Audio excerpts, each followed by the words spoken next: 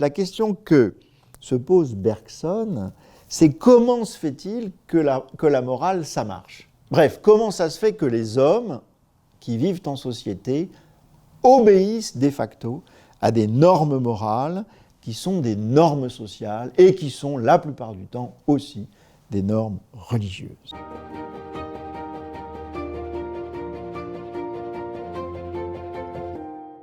Alors, chers amis, bonjour, nous allons nous lancer en quelque sorte à la découverte de la philosophie d'Henri Bergson. Alors, on ne va pas pouvoir évidemment tout évoquer d'un philosophe aussi profond en quelque sorte et dont l'œuvre a incontestablement marqué le XXe siècle, mais on analysera surtout le Bergson, le dernier Bergson, le dernier grand livre de Bergson paru en 1932, c'est-à-dire les deux sources de la morale et de la religion. C'est à cela qu'on va s'attacher pour l'essentiel. Alors Bergson, 1859-1941, donc on voit qu'il est parfaitement à cheval sur 2 siècles, et c'est peut-être un paradoxe. C'était un homme très fin, très réservé, très subtil, un peu timide, et en même temps la première star de la philosophie, puisque les cours de Bergson au Collège de France étaient suivis par le tout Paris. Donc une vie consacrée à la pensée, à l'enseignement, mais en même temps quand même une vie attentive au siècle, puisqu'il sera missionné par l'État français pour aller convaincre le président américain Wilson d'entrer dans la guerre de 14. Quant à la seconde, il sera beaucoup plus âgé en quelque sorte et proche de sa mort. En tous les cas, il fera la démarche au président Roosevelt pour les mêmes raisons et pour cette fois-ci le convaincre d'entrer dans la Seconde Guerre mondiale. Alors je ne dis pas que la lettre de Bergson eut une influence décisive, mais c'était juste pour vous montrer ou vous rappeler que Bergson n'a pas été insensible à ce qui se passait autour de lui. Il a été également le président d'un comité d'intellectuels de la SDN, etc. Bon, bref.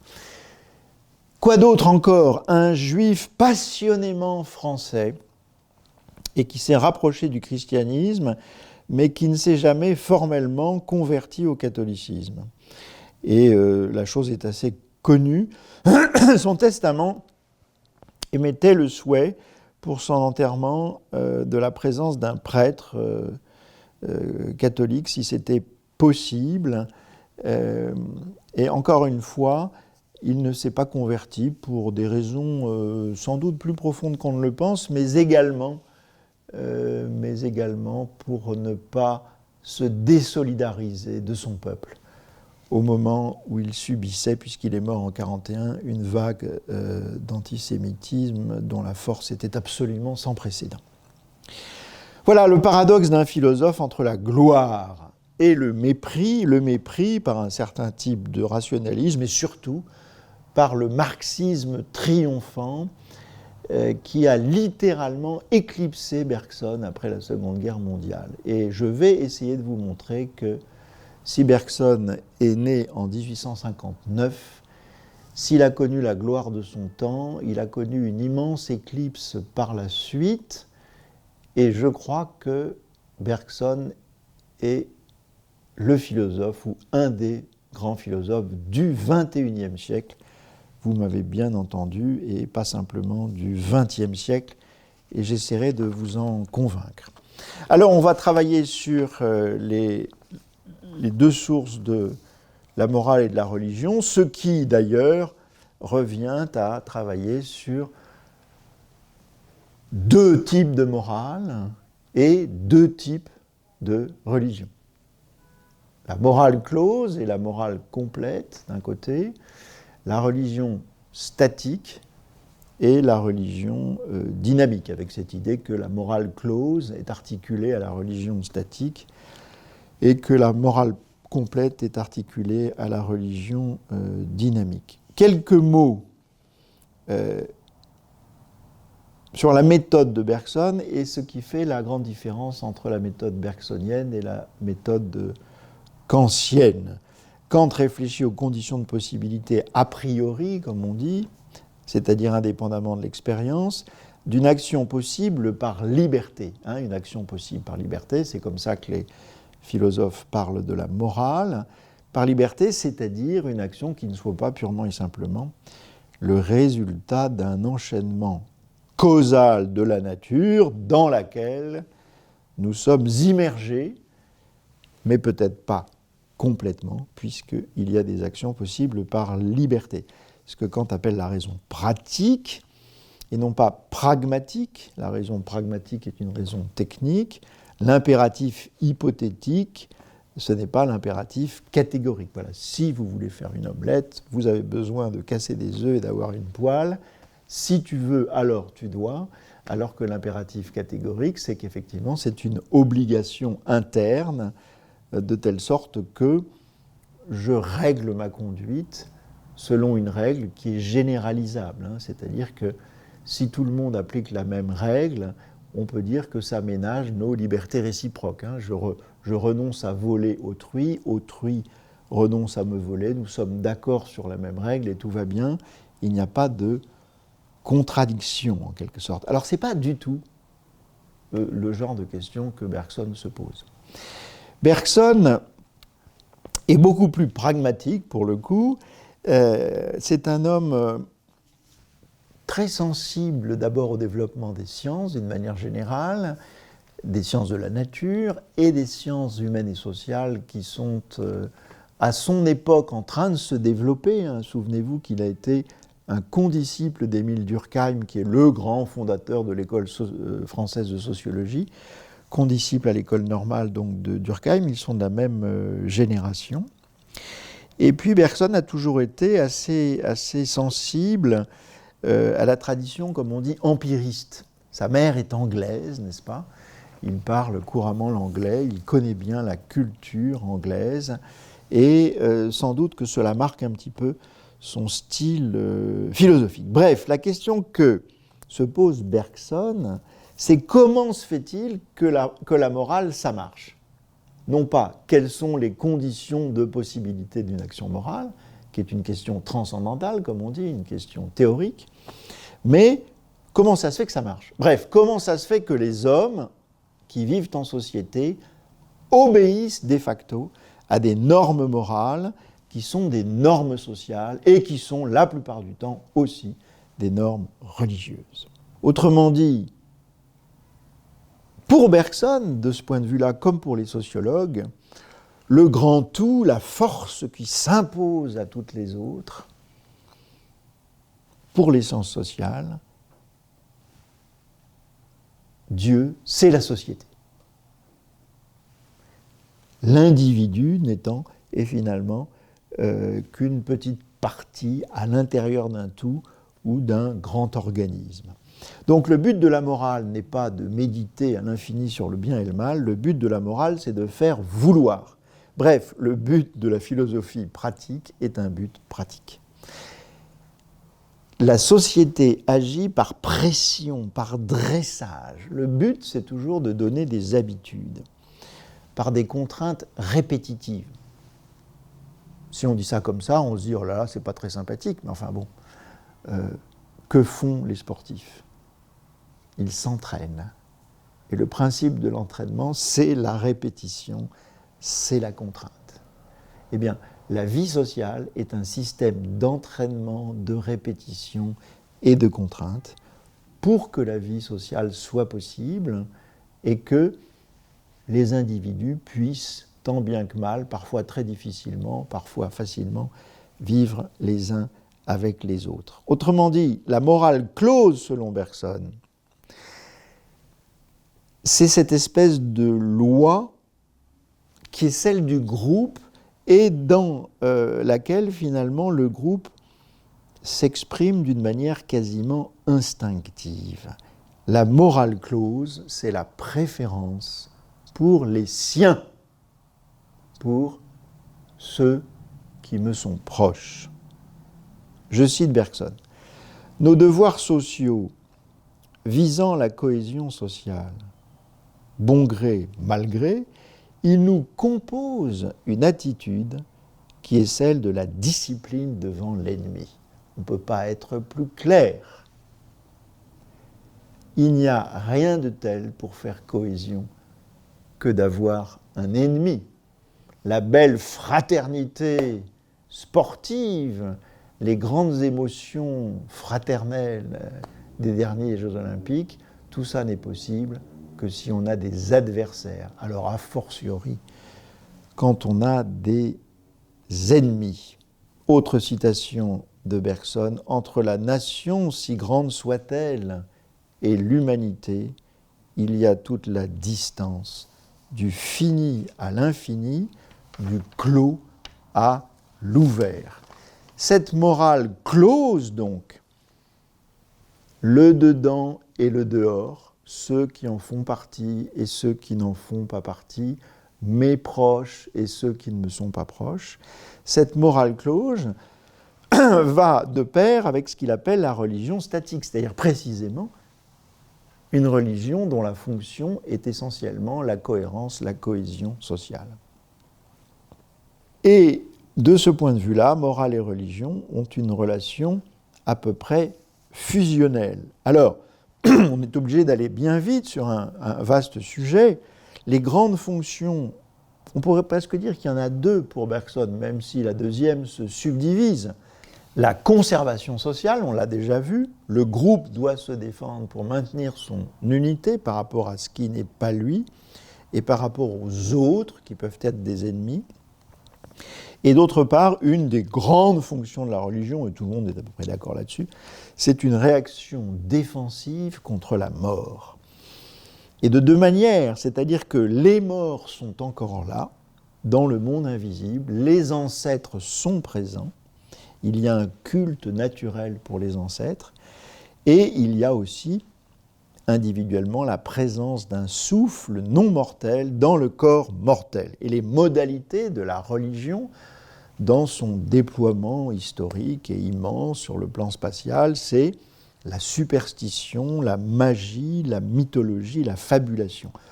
On n'est pas là pour développer ces vastes questions, bien évidemment, mais on peut résumer la religion statique à la formule de Bergson qui est la suivante. La religion statique est une réaction défensive de la nature contre ce qui pourrait y avoir de déprimant pour l'individu et de dissolvant pour la société dans l'exercice de l'intelligence. Vous voyez que c'est le contraire, en quelque sorte, de ce que Freud prône, c'est-à-dire l'exercice de l'intelligence pour affronter, en quelque sorte, la déréliction et pour devenir adulte. Mais maintenant, nous allons aborder la question de la morale ouverte et de la religion dynamique qui lui est liée. Alors on quitte le régime de la pression pour passer à celui de la propulsion, de la traction, de l'aspiration. La morale précédente était plutôt infrarationnelle, cette dernière sera plutôt suprarationnelle. Il va y avoir un saut qualitatif, et pas simplement une différence de degré, de l'amour de la famille, de la patrie, à l'amour de l'humanité universelle. Et ce qui est passionnant, c'est que chez Bergson, il explique que ce saut, justement, ne peut pas se faire, certes, graduellement, mais il ne peut pas se faire abstraitement. Ça, c'est très, très intéressant. On ne passe d'une morale close à une morale ouverte que par des personnalités à la fois singulières et exceptionnelles. On accède à l'universel par le particulier, qui est, à mon avis, une des très grandes thèses du judaïsme, n'est-ce pas ? Seul un peuple particulier peut témoigner pour le Dieu de tous, en première ligne. Mais aussi exceptionnalité de ces hommes qui font passer de la morale close à la morale ouverte. Les prophètes, les artistes, les héros travaillent dans le même atelier pour Bergson, et le mouvement ne peut s'enseigner que par le mouvement. La religion dynamique par excellence, c'est la mystique. Alors, mystique, ça veut dire caché, étymologiquement. Et donc, le mystique, c'est celui qui, secrètement, en quelque sorte, a une expérience personnelle, intime, de l'autre dimension, du divin, peu importe les mots que l'on emploie pour qualifier cette autre dimension. Ce qui nous intéresse dans la philosophie de Bergson, c'est que pour lui, le propre de la mystique se caractérise par une plus grande capacité d'action. Autrement dit, le mystique, ce n'est pas celui qui se retire à la fois dans une grotte et dans son intériorité pour ne plus en sortir, mais c'est celui qui, dans cette espèce de mouvement double, se retire pour pouvoir mieux agir.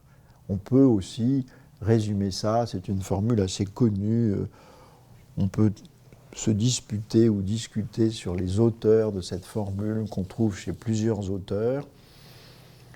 Changer de monde pour mieux changer le monde. On peut dire que c'est comme ça que Bergson pense la mystique et il intègre cette théorie mystique de l'action ou cette théorie agissante de la mystique dans l'histoire des religions.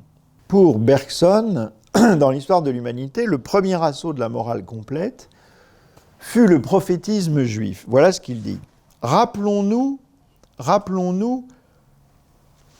le ton et l'accent des prophètes d'Israël. Vous voyez à quel point d'ailleurs Bergson, juif s'étant rapproché du christianisme, n'oublie pas les prophètes d'Israël. Rappelons-nous le ton et l'accent des prophètes d'Israël, c'est leur voix même que nous entendons quand une grande injustice a été commise et admise, de même que dans le livre d'Ésaïe ou d'Isaïe, selon les traditions, il y a un appel à la justice universelle.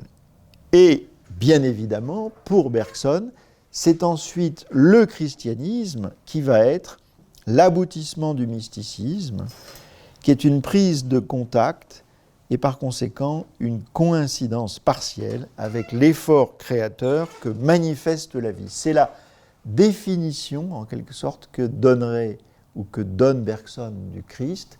Il est le mystique accompli. Parallèlement à l'histoire religieuse, Bergson nous invite aussi à relire l'histoire de la philosophie, à ceci près que, même si Bergson est un philosophe, il reconnaît volontiers que la philosophie n'est pas apte à allumer en quelque sorte un incendie comme les grandes religions en sont capables, n'est-ce pas ? Et donc il y a le choc Socrate qui questionne la cité, il y a le stoïcisme qui, nous le savons bien, a été sans doute un des grands vecteurs ou une des grandes matrices philosophiques qui a favorisé le développement et la propagation du christianisme, mais en même temps, autant le christianisme touche toutes les couches de la société, autant tout le monde n'a pas potassé Épictète ou Marc Aurèle. Et voilà ce que dit Bergson, la religion est au mysticisme, ce que la vulgarisation est à la science, ou encore le dogme religieux est le résultat refroidi de l'incandescence mystique. Peut-être qu'on peut se poser la question de savoir si Bergson a parlé du protestantisme, par exemple, puisque de toute évidence, c'est plutôt du catholicisme qu'il parle. Toutefois, on voit bien d'ailleurs dans la façon dont il parle de l'Amérique, qui a quand même eu un rôle salvateur et dans la Première et dans la Seconde Guerre mondiale, il n'y a pas la trace d'anti-américanisme et d'anti-protestantisme qui sont souvent assez liés. Il n'y a aucune trace de cela chez Bergson, et il y a une citation que je vais vous donner et qui leur fait la part belle tout de même quand il dit « Il fallut attendre jusqu'au christianisme pour que l'idée de fraternité universelle devînt agissante ». Alors on peut contester cette idée, mais personne dit ça.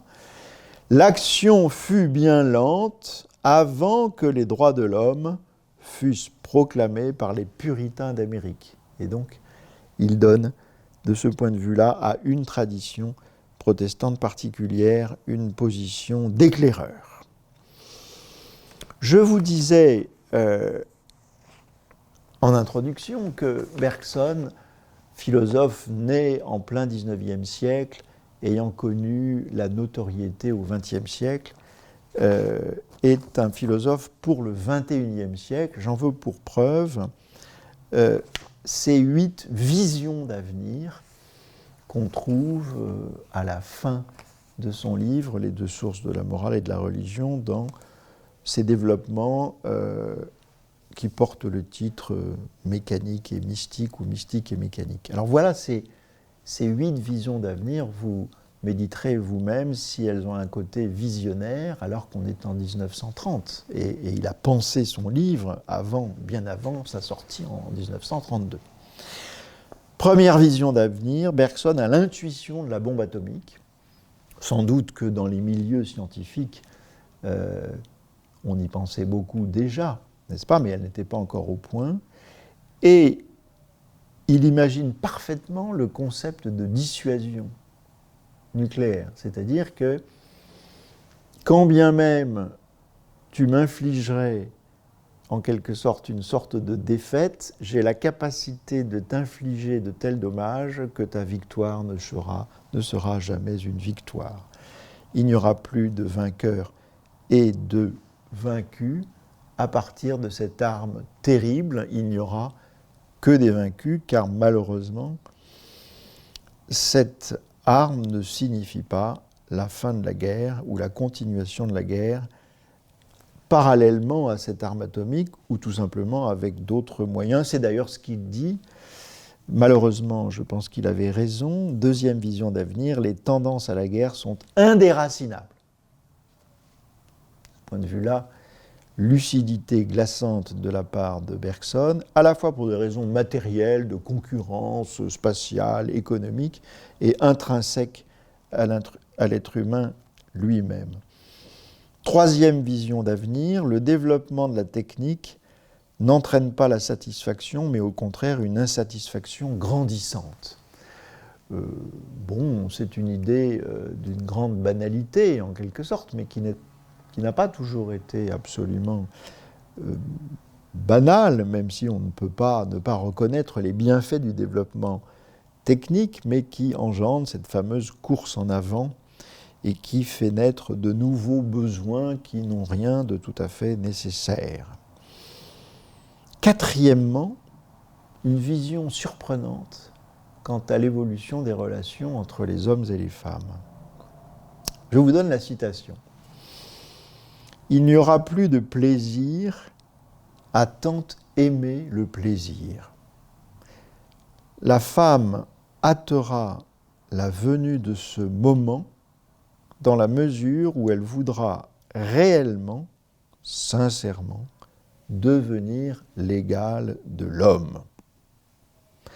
Que la transformation s'opère, notre vie sera plus sérieuse, en même temps que plus simple. Je vous laisse méditer sur ce passage de Bergson qui est assez fascinant, comme si finalement, après une période d'hyper-valorisation en quelque sorte du plaisir sexuel, on puisse imaginer une sorte d'hiver eu égard à cette valorisation-là, hiver dont, d'après Bergson, il semblerait que ce soit la condition de possibilité d'une véritable égalité entre les hommes et les femmes. Cinquième vision d'avenir,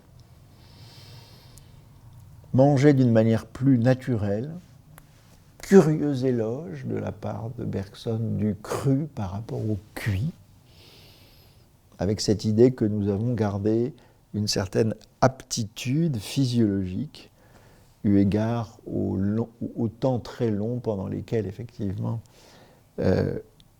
les hommes ne faisaient point cuire leur nourriture, et donc, car il y a évidemment une corrélation, imaginez de manger moins de viande. On ne peut pas faire plus contemporain.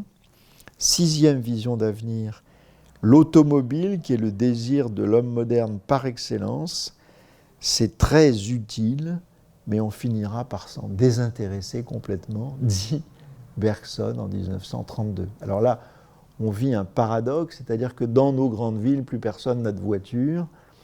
La voiture est un moyen de transport complètement dépassé, et en même temps, nous savons bien qu'une grande puissance, voire la future plus grande puissance économique pour bientôt, c'est-à-dire la Chine, est en train de devenir un grand constructeur automobile. Donc nous sommes au milieu du gué par rapport à cette question-là. 7e vision d'avenir, la mystique appelle la mécanique. Qu'est-ce que ça veut dire ? Eh bien, ça veut dire que le développement permet de nous consacrer aux choses les plus intéressantes, enfin, en tous les cas, devrait nous libérer pour nous consacrer aux choses les plus intéressantes, à moins que précisément on ne passe son temps à travailler au développement des forces mécaniques et techniques. J'ai envie de dire, si on traduisait ça en langage évangélique, c'est-à-dire nous libérer pour laisser du champ à Marie par rapport à Marthe, mais en même temps, Bergson fait remarquer d'une façon très pertinente et malheureusement exacte que cette libération ne vaut pas pour toute la planète, loin s'en faut. 8e vision d'avenir, conséquence de la technique, un corps énorme et une âme atrophiée. Alors, ça exige néanmoins un petit peu de réflexion. Que faut-il entendre par un corps énorme ? Le propre de notre science, de nos sciences de la nature notamment, mais pourquoi pas même les sciences humaines et sociales, elles cherchent toujours à avoir la confirmation, non seulement par la rigueur interne du raisonnement, ce qu'on appelle la validité, mais aussi par la vérification expérimentale, bien évidemment. Autrement dit, il n'y a de vérification expérimentale que par le témoignage des sens, c'est-à-dire que quand Bergson parle d'un corps énorme, ce n'est pas simplement le corps anatomique, mais c'est la perception dont le corps est capable, c'est-à-dire précisément la perception sensible qui permet l'expérimentation scientifique. De la même manière que, qu'est-ce que c'est qu'un train ? Eh bien, c'est un objet qui permet de courir à 300 km/h.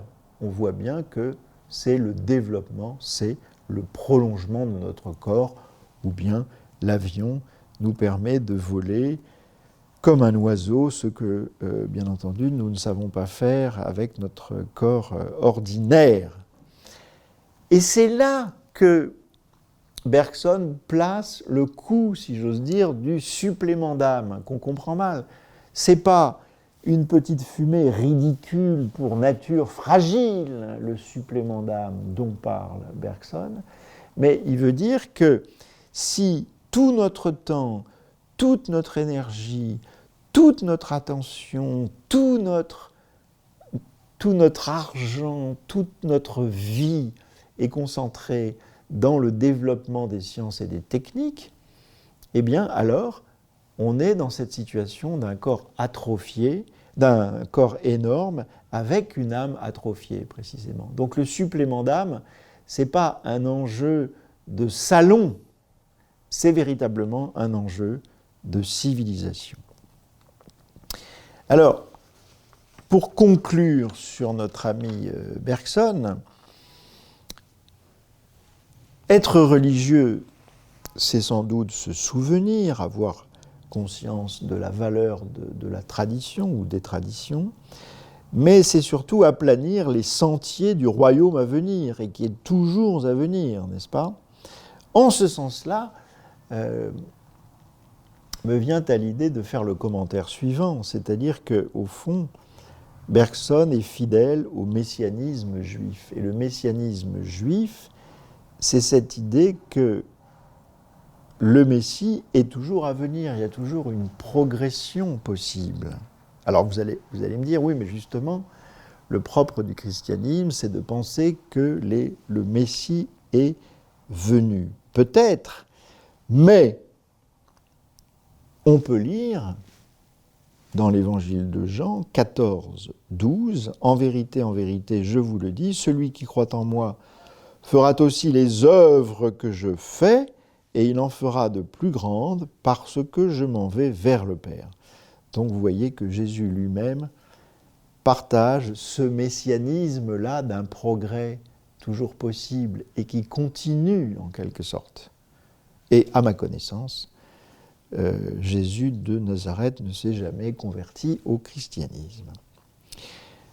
Par rapport à la religion en général, évidemment que c'est un phénomène extraordinairement complexe dans l'espace et dans le temps, mais il me semble que quand on lit l'épaisseur, la totalité du livre, Bergson entre dans des détails complexes, mais en même temps, il nous donne la possibilité d'une vue d'ensemble, et que je résumerai de la manière suivante, c'est-à-dire que la religion, toujours articulée à la morale, au fond, elle sert à deux choses. Elle sert toujours à faire la guerre et elle sert à faire l'amour.